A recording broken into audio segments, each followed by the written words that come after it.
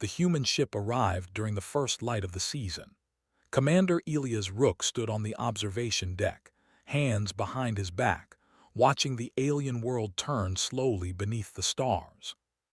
The planet was called Varinal, a world of wide silver plains, tall crystal plants, and slow-moving clouds that glowed faintly at night. To its people, this time of year was sacred. They called it the season of binding. Elias did not believe in such things. He was a human officer sent by the Terran Alliance, chosen not for faith or emotion, but for calm thinking and patience. His mission was simple on paper: observe, learn, and report. Humanity was new to the Galactic Compact, and Varinal was one of the oldest member worlds. Understanding their customs mattered. The Varinal people looked almost human at a distance, but closer study showed the differences. Their skin carried soft patterns that shifted with emotion. Their eyes reflected light like polished stone. And most of all, they believed the universe itself could choose bonds between people. Elias had read the files. He knew the risks. Still, he did not expect what happened on his first night. The ceremony took place in an open stone circle under the sky. Tall lights grew from the ground like living torches. Alien officials stood in rows, silent and serious. Elias remained at the edge with his escort, hands relaxed, expression neutral. He was only there to watch. A sudden movement rippled through the crowd. An alien woman stepped forward from the inner circle. Her clothing marked her as high-ranked, silver bands, deep blue fabric, symbols of leadership. Her skin patterns glowed faintly, shifting fast. She stopped directly in front of Elias. The entire circle went silent. She raised her voice, calm but clear. "The season has spoken." Elias felt every eye turn toward him. She pointed at his chest. "This one is bound to me." Shock spread like fire. Elias blinked once. "I'm sorry," he said carefully. "There must be a mistake." The woman did not move.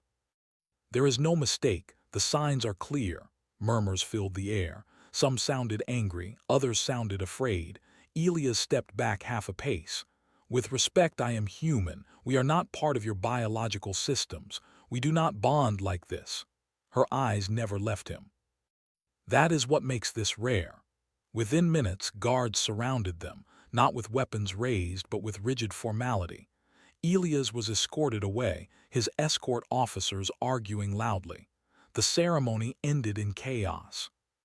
Later that night, Elias sat alone in a quiet chamber provided by the Varinal Council. The walls glowed softly, reacting to his breathing. A translator device rested on the table beside him. He replayed the moment in his mind again and again. Fate, season, binding. He did not believe in any of it. The door opened without sound. The alien woman entered. She stopped several steps away, hands open to show peace. "I am Lurie of the Dawn Council," she said. "You may call me Lurie." Elias stood. "Commander Elias Rook, Terran Alliance." She studied him closely as if memorizing details. "You are calmer than expected." "I don't panic over misunderstandings," he replied. "And this is a misunderstanding." Her skin patterns dimmed slightly, a sign of disappointment. "You deny the season." "I deny that a cosmic event can choose my life for me," Elias said. "Humans choose for themselves." Lurie tilted her head. "Then you are more dangerous than I thought." Elias frowned. "Dangerous?" "The season does not bind the weak," she said. "It tests, it observes, it waits." Elias crossed his arms. "And what happens if the test fails?" Her eyes darkened. "Then the bond harms both." That got his attention. Lurie explained calmly. During the season of binding, certain individuals became connected. Ignoring or breaking that bond caused mental collapse, physical illness, or worse. It was rare, it was feared, and it had never in recorded history involved a human. Elias listened without interrupting. When she finished, he spoke softly. "Then your system is flawed." Lurie stiffened. "Our traditions are older than your species." "Then they need updating," Elias said. "Because humans don't get chosen by fate, we adapt." She stared at him for a long moment. Then, unexpectedly, she smiled. That, she said, is exactly why the season chose you. The council decision came the next morning. The bond would be tested. Elias protested. His superiors protested harder, but the Varinal Council held firm. The season of binding had begun. To interfere was considered an act of cultural violence. The test would last the length of the season, 12 days. During that time, Elias and Lurie were required to remain within close range of each other. They would face challenges designed to reveal truth, weakness, and intent.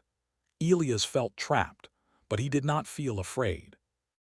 The first test came sooner than expected. They were taken to the Silver Plains at dawn. The ground reflected the sky, making it hard to judge distance. The air carried a low hum, natural energy flowing beneath the surface. This land responds to emotion, Lurie explained. Fear causes instability. Then it's a good thing humans are stubborn, Elias said. They were instructed to cross the plain on foot. No vehicles, no assistance. Within minutes the ground shifted beneath them, not violently but enough to throw off balance. Lurie stumbled once. Elias caught her arm without thinking. The ground steadied. Lurie looked at him, surprised. You did not hesitate. I saw someone about to fall, Elias said. That's all, they continued. As the hours passed, the terrain grew more difficult. Illusions appeared, memories drawn from fear. Elias saw flashes of past battles, lost comrades, burning ships. His jaw tightened, but he kept walking. Lurie struggled more. Her skin patterns flared, pain visible in her posture. Breathe, Elias said quietly, slow and steady. Focus on your feet, not your thoughts. She obeyed, confused but trusting. The illusions faded. By nightfall, they reached the end of the plain. Observers whispered among themselves. The test had been completed faster than expected. That night, Lurie sat across from Elias by a low fire. You resist the land, she said. I don't resist, he replied. I accept reality, then act within it. She studied him again, more carefully this time. Perhaps fate does not bind you, she said slowly. Perhaps you bind fate. Elias did not answer. He stared into the fire, wondering how a simple observation mission had turned into something much larger. Above them, the stars of Varinal shifted color. The season had begun. And whether he believed in it or not, it was watching him. The second day of the season began with silence. Elias noticed it the moment he woke. The city of Varinal was usually filled with soft sounds, distant voices, energy flowing through the structures, the hum of living stone. Now everything felt muted, as if the planet itself was holding its breath. Lurie was already awake, standing near the wide window of their shared observation chamber. Her skin patterns were slow and pale, a sign of deep thought. The season grows stronger each day, she said without turning. It is reacting to you. Elias rubbed his eyes and stood. Or your people are watching me harder. She turned to face him. You still think this is politics? I think everything becomes politics once power is involved, he replied calmly. She did not argue. Instead, she gestured toward the door. The next test awaits. They were escorted deep beneath the city, far below the crystal towers and open skies. The air grew cooler. The walls became rough stone instead of living crystal. This place is old, Elias said. Yes, Lurie replied. It existed before our cities, before councils, before written memory. They entered a vast chamber lit by a single vertical beam of light. At the center stood a circular platform. Around it, council observers waited in silence. The trial of truth, announced an elder. The bond will be measured not by strength but by intent. Elias stepped forward. Measured how? You will be separated, the elder said. But still connected. Before Elias could respond, the light flared. The world vanished. He stood alone in a narrow corridor made of dark metal. Red warning lights blinked slowly. He recognized the place instantly. A human warship. His warship. The smell of smoke filled the air. Alarms echoed. He could hear distant screams. This was not memory. It was too real. He moved forward, boots striking metal. Around a corner, he saw his younger self shouting orders, trying to evacuate civilians during a failed rescue mission. He remembered this moment. He remembered the choices. In the vision, he saw the moment again when he chose to seal a corridor to save the ship, knowing people were still behind it. His jaw tightened. A voice echoed through the corridor, Lurie's voice. "Why did you leave them?" Elias stopped. "I didn't leave them," he said aloud. "I made a choice." The corridor shook. Fire spread along the walls. "You chose efficiency," the voice said, "over lives." "I chose survival," Elias replied. "Without the ship, everyone would have died." The image flickered. His younger self looked at him, eyes full of doubt. Elias stepped forward and faced the vision. "I carry their memory," he said. "I honor them by living and protecting others. Guilt does not help the dead." The corridor dissolved. At the same time, Lurie was experiencing her own trial. She stood in a bright hall filled with symbols of honor. Before her were members of the Dawn Council, including her former mentor. Their eyes were cold. "You broke tradition," the mentor said. "You bound yourself to an outsider." "I followed the season," Lurie replied. "You followed curiosity," another counselor said. "You endangered our world." Images surrounded her, visions of Varinal collapsing, of the season turning violent, of her people blaming her. Fear tightened her chest. Then Elias' voice reached her. "Fear is not truth," he said calmly. She looked around, surprised. "You can hear me." "I don't know how," he replied, "but yes." The visions pressed closer. "They say I am wrong," Lurie said, "that I risk everything." "Are they right?" Elias asked. She hesitated, then she straightened. "No, I chose to speak. I chose honesty. That is not wrong." The council images cracked and faded. The chamber returned. Elias and Lurie stood on the platform again, breathing hard. The observers were silent, stunned. "The trial of truth is complete," the elder announced slowly. "The bond remains stable." Whispers spread through the chamber. Outside, the reaction was not as calm. News of the humans surviving 2 trials spread quickly through Varinal society. Some praised the season, others feared it, and not everyone believed the bond should continue. That night, Elias noticed increased security around their quarters.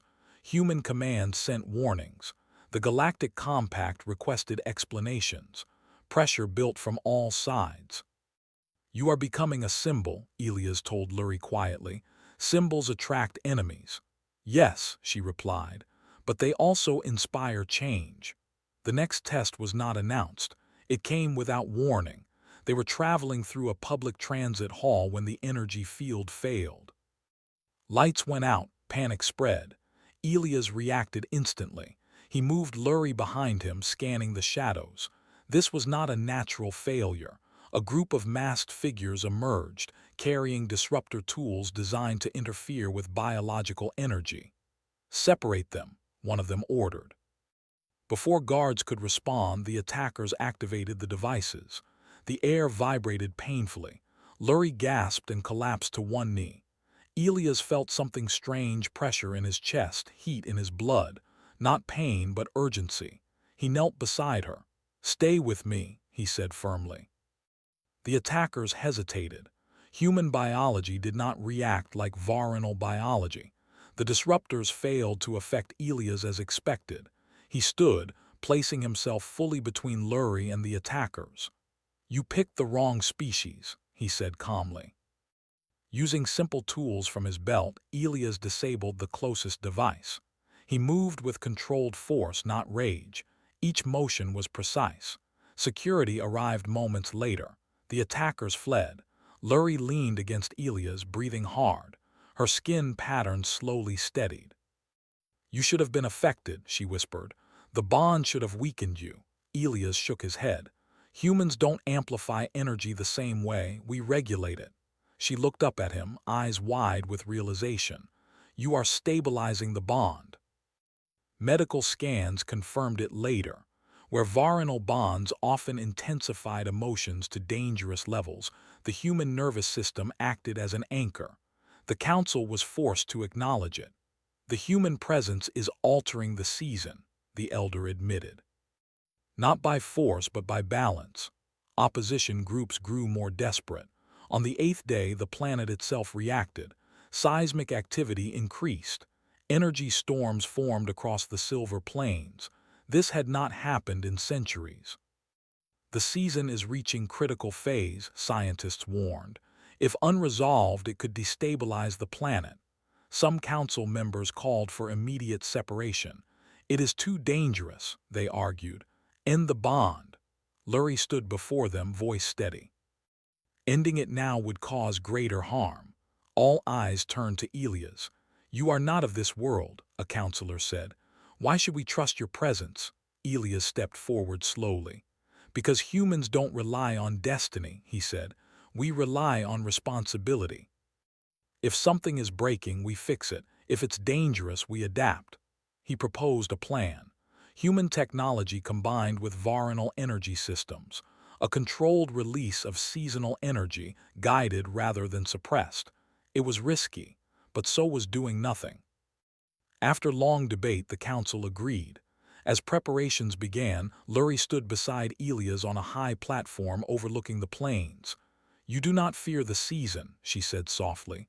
I respect it, Elias replied, but I don't let it decide who I am. She watched him quietly. Perhaps that is why it chose you. Elias did not answer. Below them, the planet pulsed with light. The final phase of the season approached.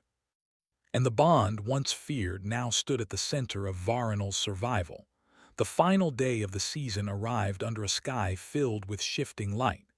Colors moved slowly across the clouds, silver turning to blue, then deep gold. The planet of Varanal felt alive in a way Elias had never experienced before. The ground pulsed gently beneath his feet, not violent but restless, like a heart beating too fast. Across the city, alarms rang in low tones, not warnings but signals of preparation. The season had reached its peak. Elias stood on the main control platform built at the edge of the Silver Plains. Around him, Varanal scientists and human engineers worked side by side. Transparent energy screens showed rising power levels beneath the planet's surface. The pressure is increasing, one scientist said. If we do not guide the release soon, the ground layers will fracture. Lurie stood next to Elias, her posture steady, though her skin patterns glowed brighter than ever. The bond was strong now. Elias could feel it not as a voice or force but as awareness. When she focused, he sensed it. When she steadied her breath, his own breathing slowed. He did not fight it, he understood it. This is where many before us failed, Lurie said quietly.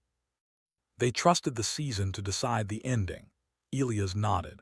Today, we help it finish safely. The plan was simple in concept, dangerous in execution. Instead of allowing the seasonal energy to erupt in uncontrolled waves, they would open controlled channels across the plains. Human stabilizers would regulate the flow, while Varanal conduits guided the energy back into the planet's core. If the timing was wrong, the energy could overload the systems. If the balance failed, the bond between Elias and Lurie could collapse violently. No one said it out loud, but everyone knew the risk. The signal was given. Energy surged across the plains like glowing rivers. The ground cracked open in thin lines of light. The sky darkened as clouds drew power from below. Elias moved to the central console. Begin stabilization sequence, he ordered calmly. Human systems activated, emitting low-frequency pulses designed to regulate chaos. Varanal structures responded, weaving the energy into controlled paths. At first, it worked. Then the bond reacted. Lurie gasped and gripped the railing. It's pulling, she said. The season is resisting control. Elias felt it too now, pressure behind his eyes, heat in his chest. Memories surfaced, Earth, human cities, quiet nights, stars beyond reach. He steadied himself. Look at me, he said firmly, turning to her. Breathe with me, she obeyed, focusing on his voice. The energy spiked again. Readings flashed red. We're losing balance, a human engineer shouted. Elias adjusted the frequency manually, ignoring automated warnings. This will push you beyond safe limits, the system warned. Override, Elias said. The energy flow slowed, but the bond intensified. Lurie cried out softly, dropping to one knee. Her skin patterns flared bright white. The council members watching from a distance panicked. Separate them, someone shouted, before the bond destroys them. Elias knelt beside her, placing a hand on her shoulder. No, he said quietly, this is the moment. He closed his eyes. Instead of resisting the bond, he accepted it fully, not as fate, not as control, but as connection. He focused on one simple human idea: choice. He chose to stand. He chose to protect. He chose to stay. The pressure eased. The energy around them shifted, no longer wild but flowing in rhythm with their breathing. Lurie looked up at him, eyes wide with understanding. You're guiding it, she whispered. I'm sharing the load, Elias replied. The stabilizers responded. Systems aligned. Energy levels began to fall into safe ranges. Across Varinal, the ground stopped shaking.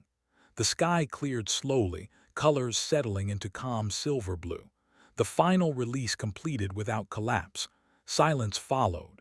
Then cheers rose from the platform, spreading through the city.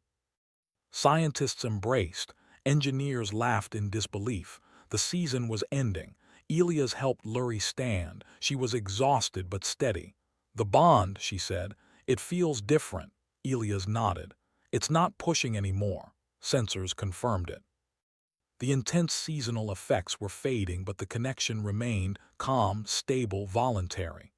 The council gathered later that day. The elder spoke slowly, voice carrying across the chamber. The season of binding has ended without destruction. This has never happened. Eyes turned to Elias. You did not submit to fate, the elder continued. You reshaped it. Elias shook his head. We didn't reshape anything. We just refused to let fear decide for us.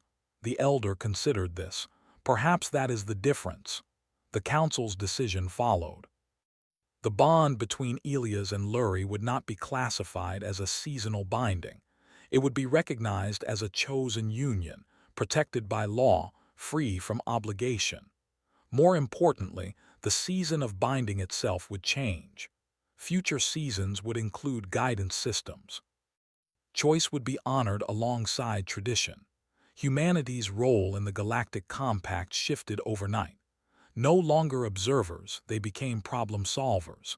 Weeks later, as the human ship prepared to depart, Elias stood with Lurie at the edge of the landing platform. You could stay, she said softly. Varinal would welcome you. Elias looked at the horizon, at the calm plains glowing gently under a normal sky. I will return, he said, but not as someone bound by a season, she smiled. As someone who chose. They stood together as the ship lifted into the sky. The season had ended, but across the galaxy, a new understanding had begun. Humans were not bound by fate. They were the ones who taught the universe how to choose.